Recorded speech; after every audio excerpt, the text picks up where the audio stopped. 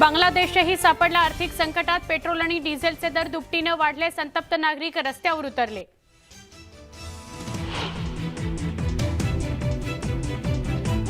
तळकोकणाला मुसळधार पावसाने झोडपले। सिंधुदुर्ग जिल्ह्यातील गड नदीला पूर।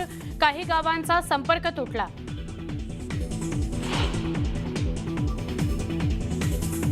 रत्नागिरीत दापोली तालुक्यातल्या करंजगावचा संपर्क तुटला। पुलावरून नदीचं पाणी वाहत असल्याने रस्ता गेला पाण्याखाली।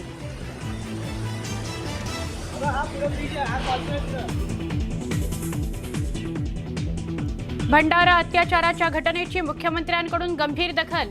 फास्ट ट्रॅक कोर्टात केस चालवून दोषींना कठोर शिक्षा करण्यासाठी प्रयत्न करण्याचं दिलं आश्वासन।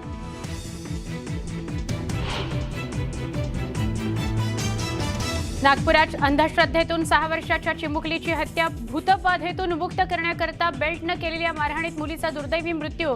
पोलिसांनी आईवडिलांसह भोंदूबाबाला केली अटक।